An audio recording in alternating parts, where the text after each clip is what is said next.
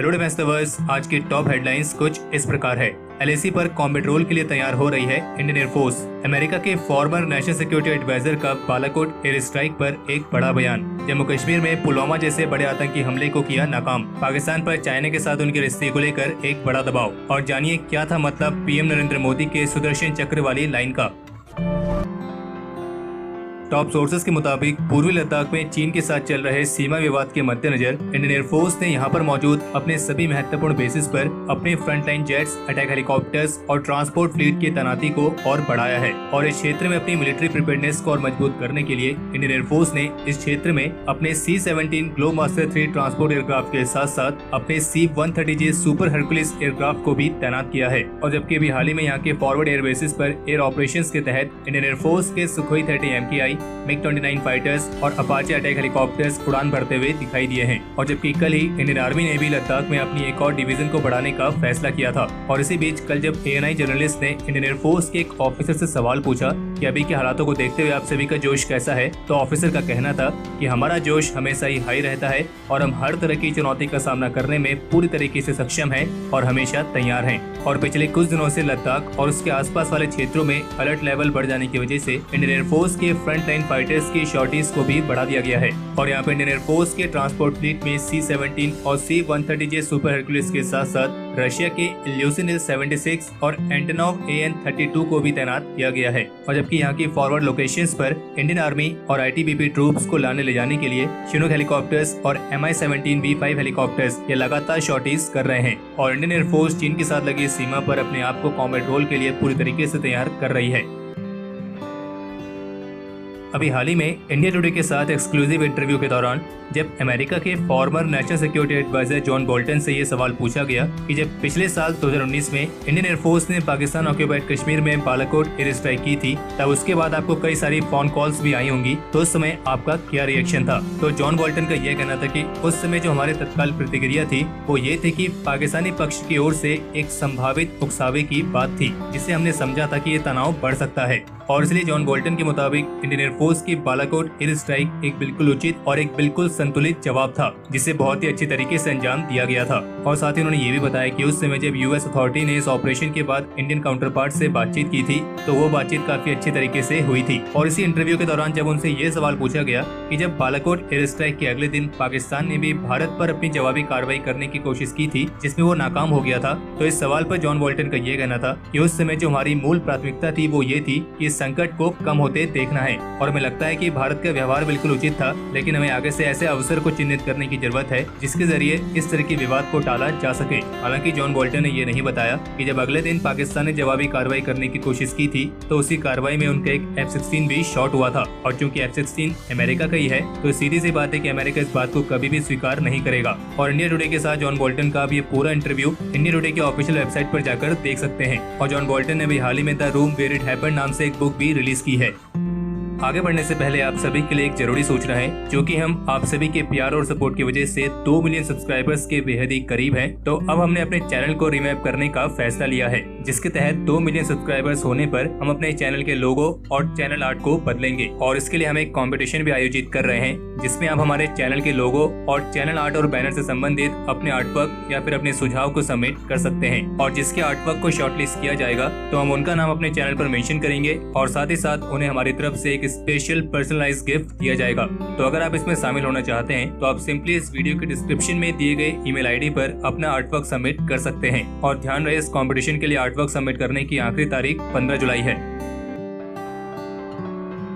आज सुबह जम्मू कश्मीर के पुलवामा जिले में एक लो इंटेंसिटी के आईडी ब्लास्ट में एक CRPF पर्सनल के घायल होने की खबर है। और जबकि इसके बाद इसी डिस्ट्रिक्ट में एक और 5 किलोग्राम तक के IED एक्सप्लोजिव को बरामद किया गया था, जिसे फिर बाद में इंडियन आर्मी की बॉम्ब डिस्पोजल टीम ने सफलतापूर्वक डिस्ट्रॉय किया। और रिपोर्ट्स के मुताबिक ये दोनों IED सिक्योरिटी फोर्सेस के कॉन्वॉय पर हमला करने के लिए प्लान किए गए थे, लेकिन सिक्योरिटी फोर्सेस की सावधानी के चलते इस बड़े आतंकी हमले को नाकाम किया गया है। और जो पहला IED ब्लास्ट हुआ है, उसमें कोई बड़ा नुकसान होने की खबर नहीं है। और जबकि BSF ने भी अपनी ट्रूप्स को 4096 किलोमीटर लंबे इंडिया बांग्लादेश फ्रंट पर अलर्ट पर रहने के लिए कहा है, क्योंकि यहाँ पर संभावित क्रॉस बॉर्डर ह्यूमन ट्रैफिकिंग की घटना होने की रिपोर्ट है। और बीएसएफ फोर्सेस ने इस बात को नोटिस किया है कि बांग्लादेश के साथ लगी सीमा पर कुछ अलग अलग तरीकों से भारत में इलीगल तरीके से लोगों को घुसपैठ कराने का काम किया जा रहा है। और वहीं दूसरी तरफ कल शनिवार को इंडियन नेवी ने स्टेट गवर्नमेंट से अप्रोच किया है कि वे स्टेट में आर्म फोर्सेस की यूनिफॉर्म्स की अनऑथोराइज सेल को बैन करें, क्योंकि कल केरला पुलिस ने एक व्यक्ति को इम्पर्सनेशन के चार्ज में गिरफ्तार किया है,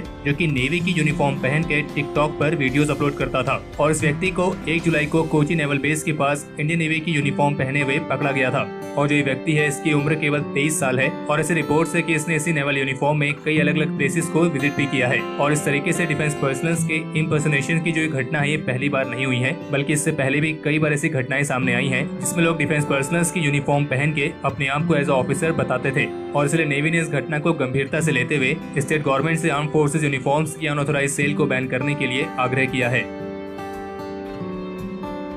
पाकिस्तान अगले महीने गिलगिट बल्तिस्तान पर अपने इलेक्शंस आयोजित करने की योजना बना रहा है, जिसका भारत विरोध कर रहा है। और भारत का कहना है कि ये क्षेत्र भारत का हिस्सा है और इसलिए पाकिस्तान यहाँ पर अपने इलेक्शंस को आयोजित नहीं कर सकता है। और ये क्षेत्र केवल पाकिस्तान के साथ ही नहीं, बल्कि ये चीन के साथ भी एक विवाद का मुद्दा बना हुआ है, क्योंकि यहाँ पे काराकोरम हाईवे का निर्माण किया गया है, जो पाकिस्तान को जमीन के माध्यम से उनके मिलिट्री सप्लाईज आसानी से पूरी करने की अनुमति देता है। और इसलिए भारत काफी गंभीर रूप से गिलगिट बल्तिस्तान पर पाकिस्तान द्वारा इलेक्शंस आयोजित किए जाने वाले मुद्दे पर विचार कर रहा है। और जबकि इसी बीच पाकिस्तान ऑक्यूपाइड कश्मीर के डीजीपीआर की वेबसाइट भी हैक होने की रिपोर्ट सामने आई है। और जिसने भी इस वेबसाइट को हैक किया है, उन्होंने अपने मैसेज में ये लिखा है कि हमें पाकिस्तान से आजादी चाहिए और पाकिस्तानी आर्मी और पाकिस्तानी पुलिस इस क्षेत्र में ह्यूमन राइट्स का एक बड़ी तादाद में उल्लंघन कर रही है और यहाँ पे आतंकवाद फैलाने की कोशिश की जा रही है। और इसी के साथ इस वेबसाइट पर एक और मैसेज छोड़ा गया था, जिसमें ये लिखा गया था कि पिछले साल फरवरी में जो इंडियन एयरफोर्स ने पाकिस्तानी एयरफोर्स का F-16 शॉट किया था, ये पाकिस्तानी सरकार का एक डार्क सीक्रेट है, जिसे पाकिस्तानी सरकार ने अपने लोगों से दूर रखा है। और हम F-16 के उस पायलट की फैमिली के लिए अपनी श्रद्धांजलि अर्पित करते हैं, जिसका पाकिस्तानी सरकार ने खुलासा नहीं किया है,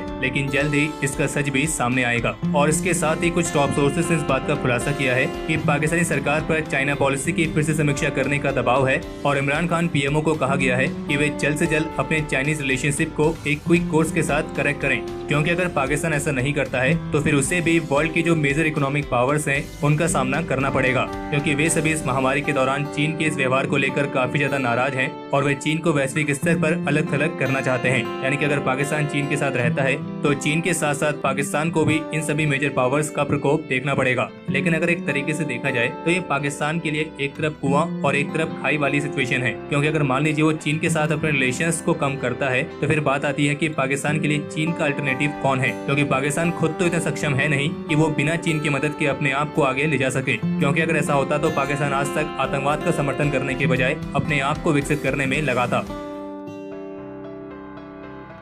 गोदरेज एरोस्पेस की तरफ से घोषणा की गई है कि उनके द्वारा LCA तेजस के लिए मैन्युफैक्चर किए गए एक्चुएटर्स ने सारे ऑल्टीट्यूड्स और स्पीड ट्रायल्स को सफलतापूर्वक पूरा कर लिया है और अब इसके प्रोडक्शन के लिए ADA और HAL की तरफ से मंजूरी मिल गई है। और वैसे भी HAL की तरफ से LCA तेजस फाइटर्स की मैन्युफैक्चरिंग के लिए प्राइवेट कंपनीज के इन्वॉल्वमेंट को भी काफी हद तक बढ़ाया गया है और कई सारी प्राइवेट कंपनीज को LCA तेजस के मेन कंपोनेंट्स को मैन्युफैक्चर करने के लिए भी चुना गया है, जिनमें गोदरेज एरोस्पेस के साथ साथ L&T और BEM टेक्नोलॉजी जैसी कंपनीज भी शामिल हैं। बता दें कि एक्चुएटर्स मशीन के उस कंपोनेंट को कहा जाता है जो कि इस मशीन के अलग अलग सिस्टम्स की मूविंग और कंट्रोलिंग मैकेनिज्म में काम आता है और एविएशन इंडस्ट्री में इसका इस्तेमाल लीवर्स और फ्लैप्स को एडजस्ट करके इंजन की वेलोसिटी और स्पीड को कंट्रोल और लिमिट करने के लिए होता है। और एक्चुएटर्स इलेक्ट्रिक सिग्नल्स को मैकेनिकल मूवमेंट में कन्वर्ट करते हैं और इसी वजह से ये कंट्रोल सिस्टम में एक एक्टिव रोल निभाते हैं। और इसके अलावा आपको ध्यान होगा कि शुक्रवार को अपने लेह लद्दाख दौरे पर प्रधानमंत्री नरेंद्र मोदी ने जवानों को संबोधित करते हुए श्री कृष्ण की बांसुरी और सुदर्शन चक्र का जिक्र किया था। असल में इस लाइन के साथ प्रधानमंत्री ने इंडियन आर्मी की एक नई तैनाती की तरफ भी इशारा किया था, क्योंकि मध्य प्रदेश की राजधानी भोपाल में इंडियन आर्मी की एक स्ट्राइक कोर है जिसे 21 कोर या फिर सुदर्शन चक्र कोर के नाम से भी जाना जाता है। जिस तरह लेह में स्थित 14 कोर को फायर एंड फ्यूरी के नाम से जाना जाता है और इंडियन आर्मी की सुदर्शन चक्र कोर एक फुल आर्मर्ड डिवीजन है और ऐसी रिपोर्ट्स हैं कि इसकी करीब 2 से 3 डिवीजन्स मिरर डिप्लॉयमेंट के तहत पूर्वी लद्दाख में भी मूव कराई जा रही हैं। और भारत की स्ट्राइक कोर मुख्य रूप से दुश्मन देश की सीमा में घुसकर हमला करने के लिए मशहूर है। और साथ ही एक जानकारी और दे दें कि इंडियन आर्मी के करीब 7000 रिटायर्ड गोरखा सोल्जर्स को जम्मू कश्मीर में डोमिसाइल सर्टिफिकेट दिया जाएगा।